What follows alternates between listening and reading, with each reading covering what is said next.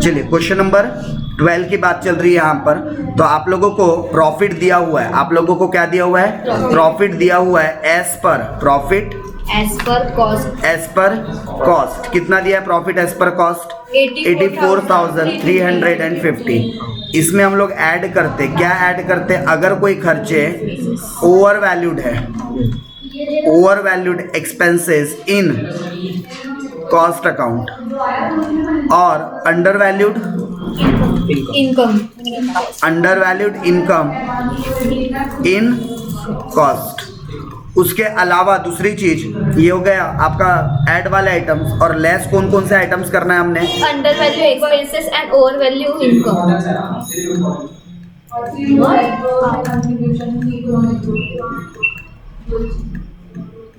And over valued income in cost. ठीक है, इसको क्या करना है हम लोगों ने? लेस करना है। तो पहला जैसी मैंने पहला पढ़ा ओपनिंग स्टॉक, तो इसको हम लोग क्या कंसीडर करते हैं? As an expenses. इसको हम लोग क्या कंसीडर करते हैं? एक्सपेंसेस। तो देखो आपको ये एक्सपेंसेस अंडर वैल्यूड दिख रहा है कॉस्ट में या ओवर वैल्यूड दिख रहा है? अंडर वैल्यूड दिख रहा है कॉस्ट में। कॉस्ट में क्या है? अंडर वैल्यूड है। अंडर वैल्यूड एक्सपेंसेस रहा, कॉस्ट में तो हम क्या करते हैं? माइनस। तो यहाँ पर आ जाएगा opening stock of material under valued. ठीक है, अंडर वैल्यूड कितना? 500 रुपीज। 500। फिर उसके बाद था WIP, ये भी क्या दिख रहा है आपको? Under valued. तो WIP मतलब work in progress minus 1000। Opening stock of WIP under value कितना? 1000 रुपये। ये भी क्या हो जाएगा? लेस। फिर उसके बाद अब क्लोजिंग स्टॉक है। क्लोजिंग स्टॉक को हम लोग क्या कंसिडर करते हैं? As an income. ओके, तो मटेरियल यहाँ पर क्या हुआ है? Over valued. ओवर वैल्यूड मतलब ओवर वैल्यूड इनकम है क्या? तो इसको भी क्या करेंगे? Less. Closing stock of material overvalued. Overvalued कितना? 1000 रुपये। फिर है WIP, क्या हुआ ये? Over value. ओवर वैल्यूड, तो इसको भी क्या करेंगे? लेस। ओवर वैल्यूड इनकम है। Closing stock of WIP। ठीक है, क्या हुआ? ये भी लेस। ओवर वैल्यूड हुआ है। क्या कर देंगे? कितने से? 1000 रुपीज से। फिर उसके बाद आपके पास है डिविडेंड एंड इंटरेस्ट रिसीव्ड कितना? 500 रुपीज। लेकिन ये सिर्फ कहाँ मिला है? फाइनेंशियल अकाउंट में। डिविडेंड एंड इंटरेस्ट रिसीव्ड कहाँ लिखा है? 500 रुपए फाइनेंशियल अकाउंटिंग में लिखा है, मतलब कॉस्ट में नहीं है। मतलब कॉस्ट में इनकम क्या हुई है? ये अंडर वैल्यूड इनकम। तो क्या होना चाहिए? ऐड। मैंने लिख लिया add. Dividend and interest received कितना? 500। फिर उसके बाद अगला चौथा पॉइंट है लॉस। लॉस मतलब खर्चा on sale of motor car. कितने रुपए का लॉस हुआ है? 600। सिर्फ कहाँ लिखा है? फाइनेंशियल मतलब कॉस्ट में क्या हुआ है? तो अंडर वैल्यूड एक्सपेंसेस है, क्या करेंगे? माइनस। अंडर वैल्यूड एक्सपेंसेस है, क्या करना है? माइनस। सर सिर्फ इतना देखना है कि अंडर इनकम क्या है और ये क्या है। यस, कॉस्ट के हिसाब से। और यस, जो फाइनेंशियल में लिखा है और कॉस्ट में नहीं लिखा है, इसका मतलब वो अंडर वैल्यू है। Yes. और ये देखना कि वो एक्सपेंसेस है या इनकम है। Loss on sale of car. Loss on sale of car क्या हुआ था? ये लॉस ऑन अंडर वैल्यूड हुआ था। एक्सपेंसेस 600 कितना? 600 रुपये। ये भी लेस वाले आइटम में आ गया। फिर उसके बाद 2000 interest charge not 2000 interest charge not considered in financial accounting. 2000 का इंटरेस्ट चार्ज किया गया है बट कहाँ कंसिडर्ड नहीं किया गया है? मतलब कॉस्ट में क्या हो गया? ये ओवर वैल्यू। ओवर वैल्यूड हो चुका है। तो ओवर वैल्यूड एक्सपेंसेस ऐड कर देंगे। Interest charge overvalued in cost.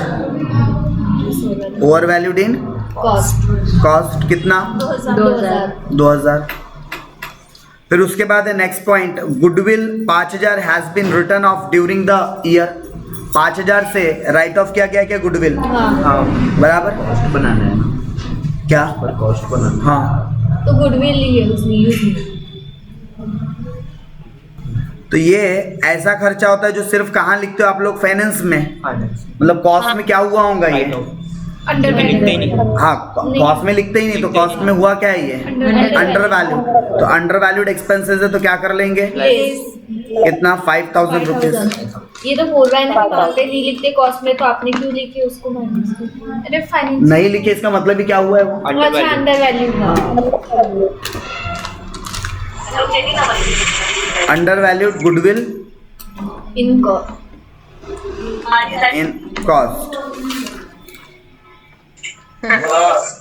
फिर उसके बाद लास्ट हेड था overhead incurred 56,500 but overhead recovered rupees 6,000।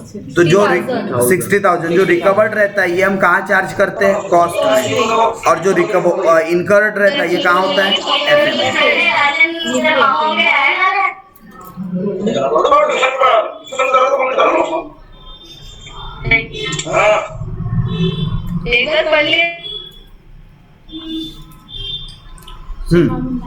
So overhead incurred, तो एफए में कितना है लिखा है? 56,500, जबकि कॉस्ट में कितना लिखा है? 60,000। तो कॉस्ट में ओवर वैल्यूड है क्या? तो क्या कर देंगे? ओवर वैल्यूड है तो add overhead expenses over valued, ठीक है, या ओवर रिकवर्ड भी लिख सकते हो। कितने रुपए? 3,500। डन। अब देखो ऐड वाली टोटल कितनी आ जाएंगी? हो गया ना पूरा खत्म?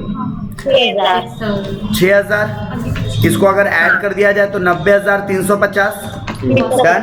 90,350 और माइनस वाले आइटम्स को ऐड कर देंगे 9,000 तो 5,000, 6,000, 7,000, 8,000, 9,100। टोटल कितनी आती है? 9,100। माइनस कर दो 81,250। ओके, तो ये क्या निकल गया आपका? Net profit as per FA. Net profit as per FA. तो कौन है भाई रिस्पॉन्स कर रहा है? प्रिया। यही आंसर बोल रहे थे कि आप ये आएगा करके 81 समथिंग। चलो ठीक है। एक्चुअली प्रीवियस जब हम लोग डिस्कस कर रहे थे तो मेरे बोलने में और वहाँ लिखने में गड़बड़ हुई थी, उसी को हमने रेक्टिफाई कर लिया है अभी, राइट? सर एक बार सेकंड वाला समझा दीजिए। कौन सा? ये वाला क्लोजिंग स्टॉक इनकम। अरे ये हमने लिखा, ये वाला पॉइंट एक बार समझाइए कि कहा जा रहा है कौन सा? क्लोजिंग स्टॉक वाला। तो क्लोजिंग स्टॉक को हम लोग इस चैप्टर के अंदर क्या मानते हैं? अपनी income for comparison purpose. Okay, तो आपने कॉस्ट में कितना लिखा है? 16,000। एफए में कितना लिखा है? 15,000। तो कॉस्ट में ओवर वैल्यूड है या अंडर वैल्यूड? ओवर वैल्यूड क्या है? इनकम। तो ओवर वैल्यूड इनकम रही तो क्या करते हैं? लेस। क्लास ले रहे अभी नहीं आते। ओवर वैल्यूड इनकम रही तो क्या करते हैं? ओवर वैल्यूड इनकम रही तो लेस। ओवर वैल्यूड इनकम रही तो माइनस करते हैं ना। हाँ, माइनस ही किया है यहाँ पर मैंने, ठीक है। Okay, so question number 12 complete, done. बढ़े आगे। ओके, नेक्स्ट फिर क्वेश्चन नंबर 13, 14 इधर के क्वेश्चंस वगैरह किए थे आप लोगों ने ट्राई? 13, 14। हाँ 13 किया था सर। ये पूछना था। हाँ, अपना डिबेंचर इंटरेस्ट पेड। ये तो डिबेंचर इंटरेस्ट पेड जो है ना, ये सिर्फ एफ कहाँ लिखा गया है बोलता है? एफए में है। ये एक्सपेंसेस होता है। एक्सपेंस। और हाँ, इंटरेस्ट पेड, ब्याज पेड करना, क्या है ये? खर्चा। और ये जो एक्सपेंसेस है ये सिर्फ एफए में लिखा गया है, मतलब कॉस्ट में क्या होगा? ये अंडर वैल्यूड। तो अंडर वैल्यूड एक्सपेंसेस है तो क्या करेंगे? अगर अंडर वैल्यूड है तो लेस, ठीक है। Sale of scrap. Sale of scrap कहाँ लिखा है? ये इनकम होती है। इनकम। कुछ बेचा है आपने तो पैसे आए, ये इनकम है। तो ये इनकम कहाँ लिखा है आपने? सिर्फ कॉस्ट में, एफएन में नहीं है। मतलब कॉस्ट में क्या कर दिया है आपने? Over valued. तो ओवर वैल्यूड इनकम है तो क्या करेंगे? लेस करेंगे। राइट। ओवर वैल्यूड इनकम है तो क्या करेंगे? लेस करेंगे। नेट प्रॉफिट कॉस्ट का दिया है, फाइनेंशियल बुक का निकालना है। क्या चीज? Net profit. ओके। और सर इसमें ट्रांसफर फीस कहाँ दिया हुआ है? देखो ट्रांसफर फीस 14 में। अच्छा 14 में है क्या? आप लोगों को भी उधर से जो सुन रहे हैं अगर कोई क्वेश्चन है तो आप लोग भी पूछते हुए चलिए। ओके, सो एक और सवाल आया है। कौन सा वाला सवाल आया है? Transfer fees. तो ट्रांसफर फीस भी इनकम होती है। इनकम कंपनी के लिए ट्रांसफर फीस क्या होती है? इनकम होती है। तो ये इनकम कहाँ लिखी गई है? एफए में। मतलब कॉस्ट में इनकम क्या है? अंडर वैल्यूड है। क्या है? अंडर वैल्यूड है, राइट। चलो फिर उसके बाद यस, अंडर वैल्यूड इनकम है, ऐड करेंगे। सर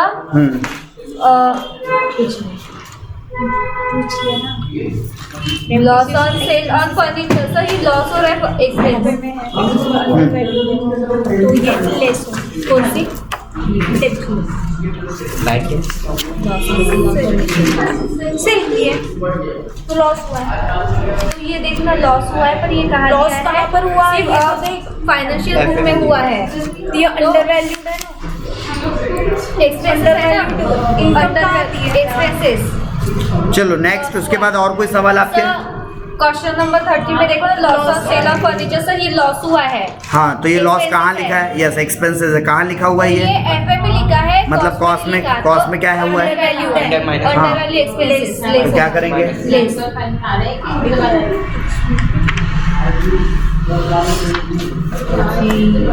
ओके, सो फाइनली मैं आप लोगों के साथ ना आंसर की भी इसकी शेयर कर रहा हूँ। मतलब इसके जो आंसर की मैं मतलब जो बने हुए हैं सॉल्यूशंस, वो सॉल्यूशंस की भी मैं सीट आप लोगों के साथ क्या करने वाला हूँ? शेयर, ताकि आप लोग जो सॉल्व कर रहे हो चेक भी कर सकें। ठीक है, ओके। 13 के बाद 14 में कोई सवाल आपके? नहीं, मैं पढ़ने दो सब। सो 14 तक डन होने के बाद मैं क्वेश्चन नंबर 15 की बात करता हूँ। ठीक है, तो क्वेश्चन नंबर 15 देखिएगा साथों साथ। ठीक है, क्या बोलता है? The following details are ascertained on comparison of cost and the financial accounting of Vijay company.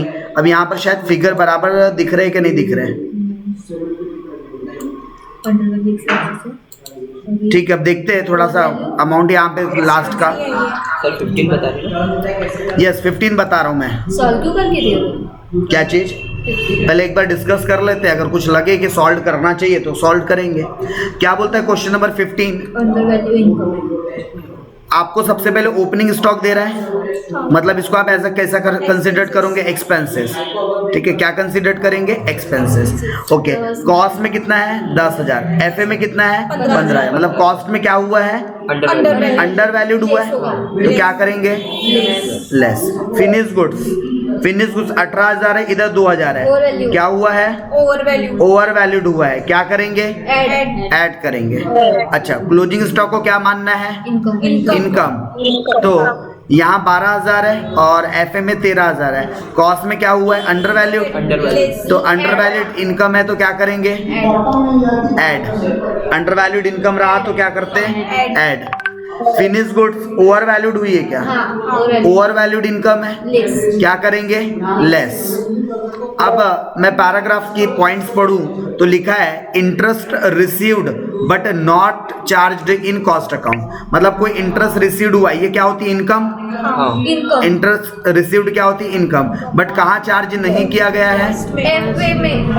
Not charged in cost, मतलब अंडर वैल्यूड है क्या? अंडर वैल्यू इनकम है तो ऐड होंगी। अंडर वैल्यूड इनकम है 12,000 रुपए, क्या करेंगे? ऐड। फिर था preliminary expenses 7,500 and goodwill 2,500 return of किया है और not include in cost account. खर्चा है क्या दोनों भी? एक्सपेंसेस अंडर वैल्यूड है क्या? लेस होगा। कॉस्ट में नहीं लिखा है मतलब अंडर वैल्यूड है, तो क्या कर देंगे दोनों को? लेस। डिविडेंड रिसीव्ड क्या होती है? इनकम। डिविडेंड रिसीव्ड क्या होती है? इनकम। बट कहाँ नहीं लिखा है? कॉस्ट में। मतलब कॉस्ट में क्या हुआ है? ये under valued. Under valued. Cost में क्या हुआ है? Under valued. क्या करेंगे? ऐड। फिर है factory expenses charged in financial accounting 80,000, जबकि कॉस्ट अकाउंटिंग में 77,500, मतलब 2,500 रुपए कम लिखा है क्या आपने? अंडर वैल्यूड है क्या? अंडर वैल्यू एक्सपेंसेस है, लेस होगा। ठीक है, अंडर वैल्यूड एक्सपेंसेस है, क्या करेंगे? लेस। और प्रॉफिट एज पर कॉस्ट आपको दिया हुआ है तो आप प्रॉफिट एज पर फाइनेंस बना सकते हैं। यस, बन जाएगा। प्रिया, किरण, शीतल तो सामने है, ठीक है। मोना, सिमरन भी सामने है। चलो आगे, ऐसा ही हम लोगों ने, जैसा अभी यहाँ पर माधवी एक चीज डिस्कस कर रही है, इतना छोटा छोटा 16 मार्क्स के लिए कैसे आएगा। बस अभी आप लोगों ने भी शायद किसी जमाने में आपने भी स्टैटिस्टिक्स पढ़ा होगा, याद होगा आप लोगों को, सेकेंड सेम में। अभी कब पढ़े? अभी सेकंड सेम। हाँ, मैं सेकेंड सेम की बात कर रहा हूँ। तो 16 मार्क में अनएक्सपेक्टेड क्वेश्चन, सिर्फ मीन पूछा था, सिर्फ मीन 16 मार्क्स के लिए, ठीक है। एक और 16 मार्क का क्वेश्चन आया था, सिर्फ स्टैंडर्ड डेविएशन और कोएफिशिएंट ऑफ वेरिएंस पूछा था, सिर्फ 2 चीज 16 मार्क, यानी अनएक्सपेक्टेड क्वेश्चन है। ये एक्चुअली 8 मार्क के लिए डिजर्विंग क्वेश्चन होते हैं, ये तो 6 मार्क का डिजर्विंग रहता है, 4 बहुत हो गए, ठीक है। ऐसे क्वेश्चन आए थे अभी, जो मैं अभी जो बच्चों से डिस्कस कर रहा था। सो अब एग्जाम है, कुछ प्रिडिक्ट नहीं कर सकते, बस वो तो ठीक है। कॉलेज लेवल, हमारी यूनिवर्सिटी लेवल पे सर, वो लोग कितना कुछ भी दे सकते हैं। चलो, सो हम कंटिन्यू में डिस्कस कर रहे हैं, क्या बोलते हैं आगे, when profit and loss account, नहीं प्लस नहीं होगा, when profit and loss account add ही हो जाएगी। एंड प्रॉफिट, आपको देखो पीएल अकाउंट दिया है कि बना के, कहाँ? हाँ, क्वेश्चन नंबर 16 की बात कर रहा हूँ। अब देखो प्रॉफिट एंड लॉस अकाउंट बना के दिया है, आपको पहले क्या बनाना चाहिए, कॉस्ट शीट बना लेना चाहिए। मैं क्वेश्चन नंबर 16 आपको सॉल्व करके दे रहा हूँ, ध्यान दीजिएगा। आपको profit and loss account already दिया हुआ है बना के, और बोलता है for the same period profit as per cost book, आपको कॉस्ट बुक के हिसाब से प्रॉफिट भी दे दिया, और बोलता है after comparison of the cost and financial, अच्छा आपको सीधा डिफरेंस के अमाउंट भी दे दिया है। ओके, तो आपको जरूरी नहीं आप कॉस्ट शीट बनाना, क्योंकि सारे फिगर ऑलरेडी दिए हुए हैं, तो आप डायरेक्टली सॉल्यूशन कर सकते हो, डायरेक्टली आप बना सकते हो स्टेटमेंट ऑफ कॉस्ट, कॉस्ट का निकालना है, cost reconciliation, statement of cost reconciliation,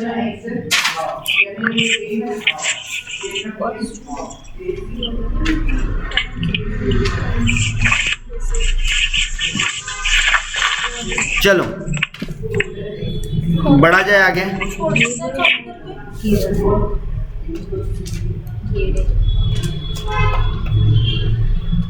हाँ, तो आप लोगों को सबसे पहले हम लोग शुरुआत कहां से कर लेंगे, profit as per cost book, profit as per cost book. कितना है प्रॉफिट? 16,270। 270। इसमें कुछ ऐड वाले आइटम लिखते हैं, तो ऐड में क्या आता है आपका, over valued expenses and under valued income, बराबर कॉस्ट अकाउंटिंग के अंदर। और लेस वाले आइटम में क्या आ जाएगा आपका, under valued expenses and over value income, over valued income, ठीक है। ये क्या करना है, लेस। तो क्या बोलता है, over heads charge in cost account R S follow. आपने ओवरहेड क्या क्या चार्ज किया है? अच्छा, पहले देखो यहाँ पर फैक्ट्री ओवरहेड बता रहा है, कितना दिया, 11,500, जबकि यहाँ पर आप फैक्ट्री एक्सपेंसेस देखो कितना दिख रहा है, 12,000। एफए में पीएल में कितना दिख रहा है, 12। यहाँ कितना दिख रहा है, 11। मतलब कॉस्ट में अंडर वैल्यूड है क्या, under value expenses, under valued है, तो क्या करेंगे, कितने रुपए से, 500। फिर उसके बाद ऑफिस ओवरहेड, यहाँ 4,500 दिख रहे हैं और यहाँ 4,590। यहाँ ओवर दिख रहा है क्या, ज्यादा दिख रहा है क्या, तो क्या कर देंगे, ऐड 90 रुपए। फिर सेलिंग एक्सपेंसेस 6,500 है और यहाँ 6,640 है, मतलब यहाँ पर भी ओवर वैल्यूड दिख रहे हैं क्या, ऐड होगा कितना, 140। और बोलता है interest on debenture is not included in cost. Interest on debenture मतलब ये 1,000 रुपए की बात हो रही है, हाँ। तो ये सिर्फ एफए में है, कॉस्ट में नहीं है, मतलब कॉस्ट में अंडर वैल्यूड है, इनकम तो नहीं, इंटरेस्ट पेड हो रहा है, इंटरेस्ट ऑन डिबेंचर एक्सपेंसेस है, तो अंडर वैल्यूड एक्सपेंसेस क्या कर देंगे, लेस। खत्म कहानी। अच्छा, मटेरियल कंज्यूम को लेकर कुछ नहीं बोला, तो हम मान के चलेंगे दोनों में सेम रहा होगा। कैरियर चार्जेस को लेकर कुछ नहीं बोला, तो हम मान के चलेंगे दोनों में सेम रहा होगा। डायरेक्ट वेजेस को लेकर कुछ नहीं बोला, हम मान के चलेंगे दोनों में सेम होगा। सेल को लेकर कुछ नहीं बोला, हम मान के चलेंगे दोनों में सेम होगा। अब ऐड कर लो, तो ये 230 उनकी नहीं करेंगे, नहीं, जो मैच्ड है उनकी कुछ नहीं करना रहता, और 1500। तो ये ऐड होने के बाद आ जाता है ये 16,500 में से 1500 माइनस करेंगे 15,000, और ये 15,000 प्रॉफिट क्या आ गया, एस पर एफ है। तो ये आपको क्या पता चल गया, नेट प्रॉफिट अरे दिया हुआ ये एज पर एफ ए। तो आप क्रॉस कंफर्मेशन के लिए चेक कर लो, यहाँ बराबर 15,000 से आपका मैच कर रहा है, राइट। ये है नेटवर्क। चलिए सो बढ़े आगे।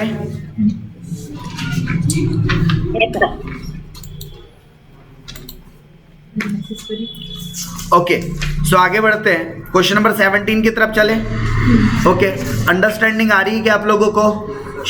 कौन कौन है? प्रिया, मोना, किरण, बाकी जितने सामने बैठे हैं, श्रद्धा, सिमरन, शीतल, अल्फिया, माधवी, मयूर।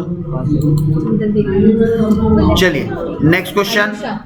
पता वो तो नहीं सुन आ नहीं रही है, पता नहीं, मैं भी मतलब कॉल बैक वगैरह जैसे वो नहीं है ना। चलिए आगे बढ़ रहे हैं हम लोग, आगे बात करेंगे हम लोग क्वेश्चन नंबर 17। तो 17 में एक काम करूँ, ओरली एक्सप्लेन करूँ अगर आप लोग कंफर्टेबल हो अब तो। Yes yes. हमको ठीक है, अगर आप लोग कंफर्टेबल हो तो ओरली एक्सप्लेन करते हुए चलूँ क्वेश्चन। देखो आप लोगों को यहाँ पर क्या लिखा है, आप लोगों को 23,063 ये क्या दिया हुआ है? प्रॉफिट एज पर कॉस्टिंग, मतलब आपको प्रॉफिट एज पर कॉस्ट दे दिया है। वेयर एज आपको प्रॉफिट एंड लॉस, तो प्रॉफिट एज पर पीएल भी पता है आपको, तो दोनों के बीच में डिफरेंस है। चलो अब एक एक करके डिफरेंस फाइंड आउट करेंगे। देखो कॉस्टिंग रिकॉर्ड के हिसाब से स्टॉक लेजर बैलेंस आपको क्लोजिंग स्टॉक का बैलेंस बता रहा है, कितना है? 78,197, जबकि एफए में कितना है? एफए में सर 75,180, 121। तो कॉस्ट में ओवर वैल्यूड हुआ है क्या? और ये ओवर वैल्यूड क्या है? इनकम। ये ओवर वैल्यूड क्या है? इनकम। तो क्या करना चाहिए? लेस। सर लेजर बैलेंस है इनकम, क्लोजिंग स्टॉक है करके इनकम, लेजर बैलेंस है करके इनकम नहीं है। ठीक है, इन दोनों के बीच का डिफरेंस निकाल देना। तो जितना भी ओवर वैल्यूड फिगर आएगा उसको क्या करेंगे? लेस करेंगे। फिर अगला था डायरेक्ट वेजेस, कितना है यहाँ पर? 24,867 और यहाँ कितना है? 23,133। अगेन यहाँ पर ये भी ओवर वैल्यूड हुआ है क्या?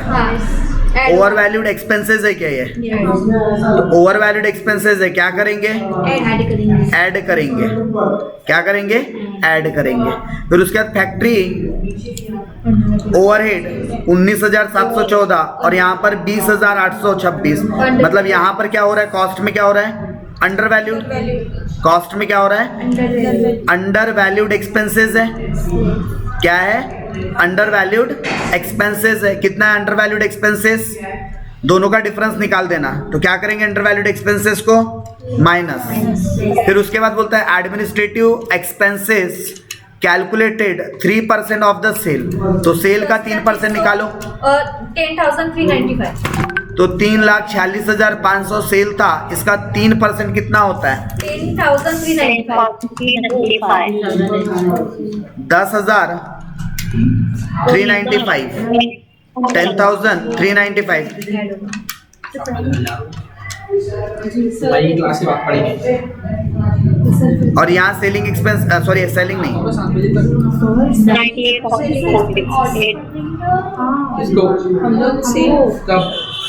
एडमिनिस्ट्रेटिव कितना है? 9,800, मतलब यहाँ पर क्या हुआ है? Over valued. Selling expenses 5% on sale, निकाल लो सेल का 5%। 17,325। कंपेयर कर लो इसको भी, क्या हुआ है यहाँ पर? अंडर वैल्यूड एक्सपेंसेस और no mention of sundry income, मतलब ये भी इनकम यहाँ नहीं है। ओके सो यहाँ पर क्या बोला था? No mention of sundry income. तो 316 एफए में है, कॉस्ट में नहीं है, मतलब अंडर वैल्यूड इनकम है। तो अंडर वैल्यूड इनकम है तो क्या कर देंगे? ऐड कर देंगे 316 रुपये, दैट्स इट। और जिसके लिए कोई पॉइंट नहीं बोला है, जैसे कि उसने किसके लिए कुछ नहीं बोला, उसने ओपनिंग स्टॉक के लिए कुछ नहीं बोला, मतलब मान के चलेंगे मैच्ड है, परचेज मैच्ड है, सेल्स मैच्ड है, बोलने का मतलब वो कॉस्ट और एफए दोनों में सेम आता होगा। ठीक है, तो इसको प्लस माइनस करने के बाद you will get the result 16,624, बराबर आपको पता चल जाएगा, इतना आंसर आपका आएगा प्लस माइनस करने के बाद, राइट। चलो ऑडिट पे था, ऑडिट से साथ जी को चलिए सो क्वेश्चन नंबर 18 की बात करें, 17 कर लोगे आप लोग। चलो एक दो क्वेश्चन और डिस्कस करते हैं, 18, 19, 20 और जितने मैक्स टू मैक्स क्वेश्चन हो सकते हैं आप लोग ट्राई कीजिएगा, ठीक है। तो मैं बात कर रहा हूँ अभी क्वेश्चन नंबर 18 की। क्या बोलता है illustration number 18, trading and profit and loss account of measures Jain brothers. आपको जैन ब्रदर्स का ट्रेडिंग पीएल दिया हुआ है, ठीक है। बड़ा अच्छा क्वेश्चन होने वाला ये, बड़े ध्यान से समझना, ठीक है। आप लोगों को ट्रेडिंग पीएल बना के दिया है और एक कॉस्ट के लिए नीचे पैराग्राफ में इंफॉर्मेशन दी है। पहले बोलता है कि आपको स्टेटमेंट ऑफ कॉस्ट बना लेना चाहिए, फिर रिकंसलेशन स्टेटमेंट बना लेना चाहिए, ठीक है। हमको शुरुआत करते हैं, ठीक है। कॉस्ट शीट भी बनानी है तो मैं यहाँ पर साइड में छोटी सी कॉस्ट शीट बना लेता हूँ, ठीक है। सो आप लोगों को इन कॉस्ट बुक बोलता है फैक्ट्री ओवरहेड कितना लेना बोलता है, 100% ऑफ द फैक्ट्री वेजेस। फिर उसके बाद बोलता है एडमिनिस्ट्रेटिव ओवरहेड कितना लेना, तो 10% ऑफ द फैक्ट्री कॉस्ट। और सेलिंग कितना लेना बोलता है, 1 rupees per unit sold, that's it. अच्छा बाकी इसने मटेरियल के लिए कुछ नहीं बोला, तो हम क्या मानेंगे, मटेरियल एज इट इज। जितना एफए में मटेरियल लगा उतना ही मटेरियल कॉस्ट में लगेगा, इसका हमारा अजम्पशन होगा, ठीक है। तो 1 लाख रुपए का क्या लग गया, मटेरियल। फिर प्लस वेजेस के लिए भी उसने कुछ नहीं बोला था, तो हम क्या मान के चलेंगे, जितना वेजेस कहाँ लगा है, एफए में, उतना ही वेजेस कहाँ भी लगेगा, कॉस्ट में। मतलब कितना, 1.5 लाख। इन दोनों को आपस में जोड़ते हैं तो क्या आ जाता है, प्राइम कॉस्ट। इन दोनों को आपस में ऐड करने पर क्या आता है, प्राइम कॉस्ट। फिर प्राइम कॉस्ट के बाद हम लोग क्या जोड़ते हैं, फैक्ट्री ओवरहेड। तो फैक्ट्री ओवरहेड के लिए देखो यहाँ कुछ बताया था आपको, क्या बोला था, 100% ऑफ द फैक्ट्री वेजेस। तो फैक्ट्री वेजेस कितना था हमारा, 50,000। तो 50,000 का 100% कितना होगा, 50,000 ही होगा। तो इसको जोड़ने के बाद क्या आ गया आपके पास, 2 लाख। वर्क कॉस्ट आ गया, क्या आ गया, वर्क कॉस्ट, ओके। फिर उसके बाद आपको अगला बोला था administrative overhead 10% on the factory cost है बोलता है, तो ये आपका वर्क कॉस्ट को ही फैक्ट्री कॉस्ट बोला जाता है। तो एडमिनिस्ट्रेटिव आपका ओवरहेड कितना आ जाएगा, तो ये 2 लाख का, इस 2 लाख का 10% कितना, 20,000 ऐड करेंगे तो कितना आ जाएगा, 2,20,000। कितना आ जाएगा, 2,20,000। इसको नाम देंगे कॉस्ट ऑफ प्रोडक्शन। सीओपी तक पहुंच गए। अब सीओपी कितना आ गया आपका, 2,20,000। फिर इसके बाद सेलिंग एंड डिस्ट्रीब्यूशन के पहले देखो आपको opening stock of finish goods और closing stock of finish goods. तो ओपनिंग के तो नहीं जानकारी, लेकिन क्लोजिंग की जानकारी है क्या। और कॉस्ट अकाउंटिंग के अंदर हम लोग जनरली नॉर्मली हमारा तरीका क्या होता है निकालने का, नॉर्मली हमारा क्लोजिंग स्टॉक निकालने का तरीका होता है closing stock of finish goods. वैसे तो आप कुछ लोग ये भी असम्पशन ले सकते हैं कि कोई चेंज नहीं हुआ होगा, एज इट इज उठा लेंगे। लेकिन अगर आपको क्वांटिटी पता है तो आप लोगों ने, और आपको प्रोडक्शन की क्वांटिटी भी पता है कि कितना प्रोडक्शन हुआ है, तो आप लोगों ने ना जो कॉस्टिंग का तरीका है वही तरीका यूज करना चाहिए। जैसे कॉस्ट ऑफ प्रोडक्शन कितना है, 2,20,000, 2,20,000। टोटल प्रोडक्शन कितना हुआ होगा, 10,500 बिक गए, 500 बच गए, मतलब टोटल 11,000 यूनिट बने होंगे क्या। तो टोटल प्रोडक्शन कितना हुआ रहा होगा, 11,000। कितना हुआ होगा, 11। उसमें से कितना बच गया, 500, तो मल्टीप्लाइड बाय 500। तो करो 2,20,000 डिवाइडेड बाय 11,000 इंटू 500 कितना आता, 10,000। तो ये क्लोजिंग स्टॉक है आपका 10,000 एज पर कॉस्ट। तो माइनस करने के बाद कितना आ जाएगा, 2,10,000। इसको नाम क्या देंगे हम लोग, COGS, मतलब क्लोजिंग स्टॉक 10,000 निकला। Yes, as per cost. और ये जो 9,100 है वो एज पर FA है। क्या चीज, मनीष पूछ रहा है, मनीष कहाँ पूछ रहा है, 18। क्या आपको पर्सनल डाला है कि मुझे नहीं दिख रहा है, नहीं डाला है। सिमरन को डायरेक्ट मैसेज है, भाई इधर भी पूछ ले डायरेक्ट, मैं बता दूंगा, ऐसा कोई प्रॉब्लम नहीं है। ये देख शीट में ये चल रहा है question number 18, question number 18,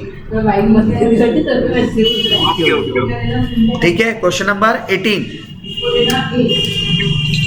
okay sir. Yes. ठीक है। तो वहाँ सवाल ये किया गया सर यहाँ तो कहीं भी क्लोजिंग स्टॉक के बारे में बोला नहीं है। तो जब भी आप कॉस्ट शीट बनाते हो तो कॉस्ट शीट में आपको क्लोजिंग स्टॉक कैसे निकालना पड़ता है। क्लोजिंग स्टॉक निकालने का तरीका होता है cost of production divided by total जितने यूनिट प्रोड्यूस हुए हैं, टोटल यूनिट प्रोडक्शन इनटू जितने क्लोजिंग स्टॉक के यूनिट्स हैं, राइट। ये तरीका होता है आपका, काय का तरीका होता है क्लोजिंग स्टॉक निकालने का इन कॉस्ट अकाउंटिंग। तो आपने कॉस्ट अकाउंटिंग के हिसाब से क्या निकाल दिया, क्लोजिंग स्टॉक निकाल दिया, राइट। समझा क्या अभी। तो COGS आ गया 2,10,000। फिर इसमें सेलिंग एंड डिस्ट्रीब्यूशन के खर्चे जोड़ देंगे। तो 1 रुपए पर यूनिट सोल्ड, तो टोटल कितने यूनिट बिके थे 10,500 इंटू 1 कर देंगे तो कितना आ जाएगा। तो टोटल कॉस्ट 2,20,500।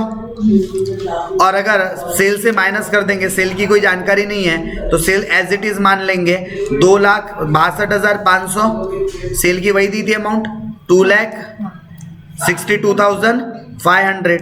तो माइनस करने के बाद प्रॉफिट कितना आ जाएगा, जो भी डिफरेंस आएगा, शायद 42,000 का डिफरेंस आ रहा है, शायद ये 42,000 प्रॉफिट एज पर क्या निकल गया, कॉस्ट। 42,000 क्या निकल गया, प्रॉफिट एज पर कॉस्ट।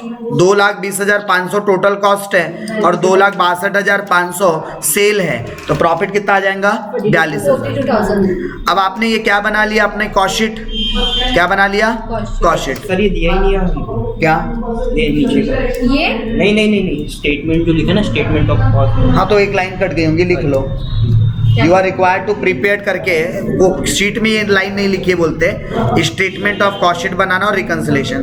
शायद प्रिंटिंग में हो सकता है नीचे वाला पोर्शन प्रिंट में ना आया हो, जिनके पास नोट्स हैं। कॉस्ट शीट और रिकंसिलेशन स्टेटमेंट, ये 2 चीजें बनाना है, राइट। ये 2 चीजें बनाना है। मैंने कॉस्ट शीट तो बना लिया, अब कंपेयर करके रिकंसिलेशन स्टेटमेंट बना ले, ठीक है। तो यहाँ पर कॉस्ट रिकंसिलेशन स्टेटमेंट बनाएंगे तो हम लोग प्रॉफिट एज पर कॉस्ट ले लेंगे 42,000 और कंपेयर करते हुए चलते किसको ऐड करना किसको लेस करना, राइट। तो देखो आपका फैक्ट्री एक्सपेंसेस यहाँ कितना है 45,000, जबकि यहाँ कितना है 5,000। मतलब कॉस्ट में क्या हुआ है, ओवर वैल्यूड हुआ है क्या, कौन सा वाला, हाँ। ध्यान देना एक बार में, ठीक है।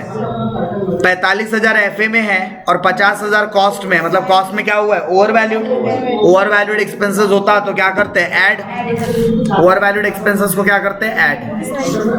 फिर उसके बाद ऑफिस एक्सपेंसेस FA में 23,000 है, जबकि ऑफिस एक्सपेंसेस 20,000 है कॉस्ट में। मतलब कॉस्ट में अंडर वैल्यूड है क्या, अंडर वैल्यूड है तो क्या करेंगे, माइनस। फिर उसके बाद सेलिंग एक्सपेंसेस 11,000 है FA में और यहाँ पर है 10,500, मतलब कि अंडर वैल्यूड है के 500 रुपए से, क्या करेंगे, लेस।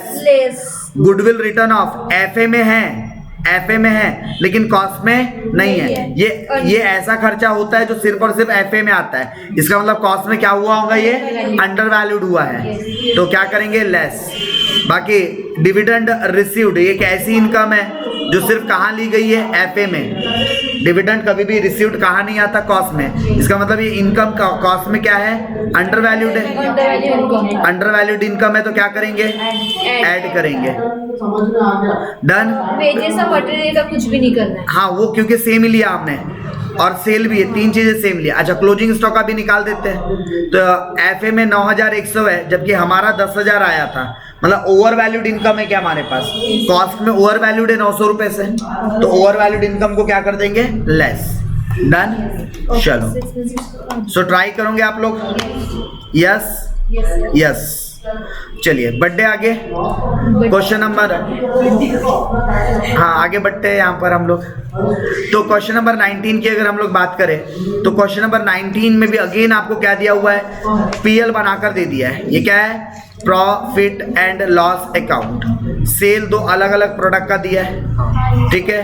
क्लोजिंग स्टॉक अलग अलग प्रोडक्ट का दिया है, वैसे मटेरियल आपको 2 अलग अलग प्रोडक्ट के दिए हैं। क्या करने का, ऐड करके लिख देने का, ठीक है। एक काम करूंगा, आप लोग पहले खुद से ट्राई करना, नहीं समझ में आएगा तो कल क्लास में सॉल्व करके दूंगा। 19 वाला, यस, ठीक है।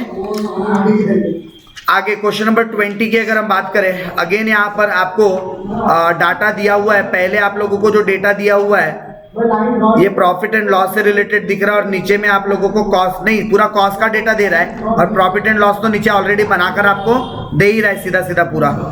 ठीक है, चलिए तो आप लोग अब जितने भी ये 20, 21, 22, 23, 25, 26 जितने भी क्वेश्चन आपके मैक्स टू मैक्स पॉसिबल हो सकते हैं सॉल्व करना, तो आप लोग पूरे क्वेश्चन यहाँ से क्या कीजिएगा, सॉल्व कीजिएगा जितने मैक्स टू मैक्स हो सकते हैं। ठीक है, यानी कि कल के डेट में हमारी पूरी सीट के क्वेश्चंस खत्म हो जाएंगे, मतलब मैक्सिमम कल हम पूरे के पूरे कंसेप्ट क्या कर चुके होंगे। वैसे कंसेप्ट तो कवर हो चुके हैं, रिकंसिलिएशन में इतना ही होता है। इवन तो अगर मैं बी ऑनेस्टली अगर बात करूँ, मैंने रेगुलर जो बैच पढ़ाया था फुल प्लेस वाले, उसमें भी 3 दिन में चैप्टर खत्म हो गया था ये वाला, शीट भी खत्म हो गई 2 या 3 दिन में खत्म हो गई थी। तो फिर भी ये क्रैश कोर्स चल रहा है, यहाँ तो 2 दिन में ही हो जानी चाहिए। फिर मेरे ख्याल से कल हमारा चौथा दिन रहेगा चैप्टर का, आज का 3rd डे था ना चैप्टर का, कल चौथा दिन रहेगा इस चैप्टर का, राइट। यानी कि जो लोग ऐसे क्रैश कोर्स के तौर पे पढ़ रहे हैं उनको भी ऐसा है कि पूरा इन डिटेल ही जा रहा है। ठीक है, कौन सा वाला नहीं, इसके पहले कि मैंने कॉस्ट शीट भी पूरी पढ़ाया था, लगभग क्वेश्चन पूरे थे। ठीक है, एफए में नहीं जा पा रहा हूँ मैं बहुत डिटेल्स के अंदर। ठीक है, बहुत बड़े बड़े क्वेश्चन है ना। चलो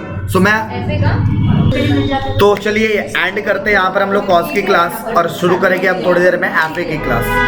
मेरे को ना जो इसके